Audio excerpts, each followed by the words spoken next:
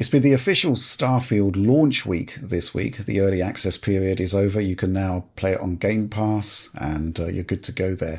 One of the big things that was somewhat controversial was the concepts that there was not going to be any DLSS integration at launch. Modders came through with that, and DLSS is now fully integrated as a mod and looking pretty good. But there was also a DLSS 3 frame generation mod that required users to join the author's Patreon, pay a small amount to gain access to that mod, and then they would get this kind of game-changing increase to frame rate that only frame generation can deliver. Now, that's sort of moving into slightly, I wouldn't call it dodgy territory, but uncharted territory for sure, and perhaps inevitably the mod was hacked to remove the quote-unquote DRM. John, what's your take on this? Well, I think what the work that Pure Dark is doing is very important. I think a lot of people appreciate it, and I think it's fair for him to ask for some sort of compensation via his Patreon. So I'm fully on board with that. But I think he's gone a little bit too far with this, what is effectively DRM in a mod, for a couple reasons. First of all, he had the public opinion in their corner, right? Like, people were very grateful for what they were doing, and then all of a sudden this comes along and it starts to change the narrative a little bit. So I'm not sure that's necessarily great for him, but the bigger problem is the fact that he's now very boldly charging for software and locking things down that is designed to enhance other software. I don't know what the legal ramifications of this could be and whether there's anything there at all, but like, you could see a company like Rockstar, for instance, taking serious issue with this, right?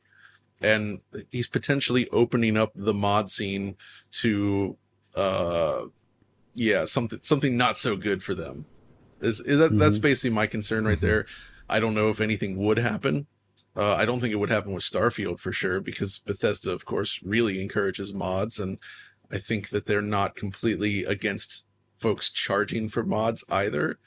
Didn't they have that in the past, and maybe walked it back? I can't remember if they allowed mod creators to charge for their mods, but I feel like that was somewhere. Yeah, I think that was in there somewhere. I think with Skyrim there was a big controversy around modding. Yeah. So either way, it's tricky, because I understand that he does deserve some compensation, as I said, for that. I'm a subscriber to Yotego's Patreon, who's been doing all that amazing work in the Mister scene, adapting arcade boards and creating FPGA versions of them. So that stuff's awesome as well, and also slightly dubious legally, I suppose, but it's basically preservation work. This is just like adding features to games that was missing. And yeah, I don't know. It's complicated. So I'm kind of curious to see what you guys think of it as well. Oliver, what do you think? I'm not like metaphysically uncomfortable or offended, I guess, by having paid mods, certainly, but even by having DRM to mods, I don't know. I think if you're going down the route of charging for mods, that the idea that there might need to be some kind of limited copy protection, I would hope it would be very limited copy protection. I'm not offended by that any more so than I would be by relatively light copy protection in PC titles.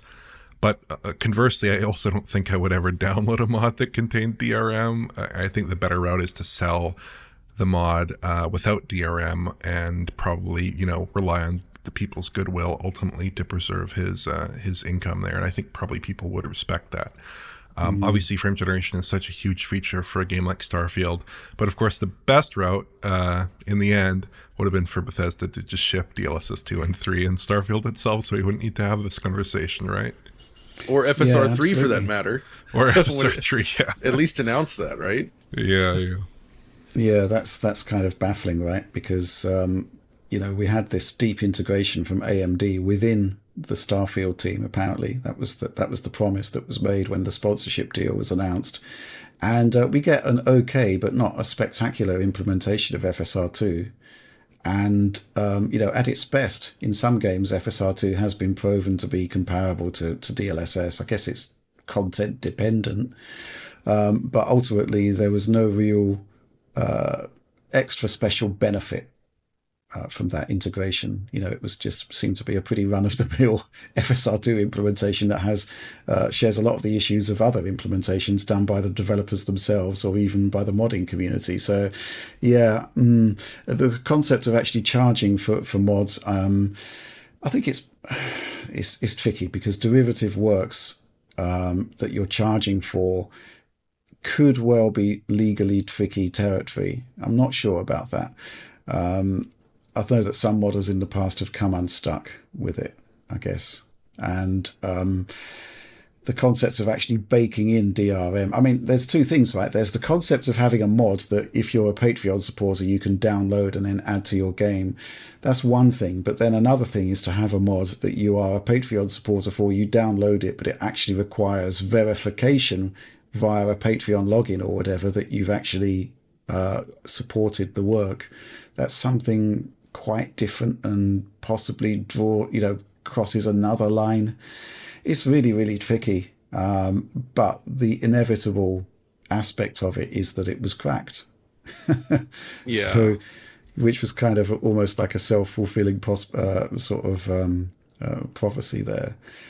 It's like modception at this point, where you've got a mod and then you've got to mod the mod to use it without the DRM, right? Yeah, it's all about really sort of user perception. I mean, Spudnik, this supporter here, says, "Hi DF team, what are your opinions on the DLSS 3 frame generation mod for Starfield? Pure Dark is making a killing. Should he be?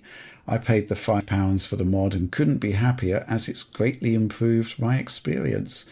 And there have been reports that he's, bringing in something like $40,000 a month. Yeah. By doing that. And I think, if he's done that just through his prior work, he's built up that following. He added DLSS 3 frame generation to Jedi Survivor before it was added by the developer. There's a lot going on there that's really good work that is worthy of support. The DRM stuff just feels a bit icky. I agree. Exactly. I won't be paying for it myself. But I'm fortunate enough to use a GPU that doesn't need it, really, although it would be nice. Yeah. But it's more to do with the HDR stuff, where you can't really couple HDR mods from Special K with DLSS 3 frame generation. Mm-hmm. And the HDR fix is most important to me, I would say.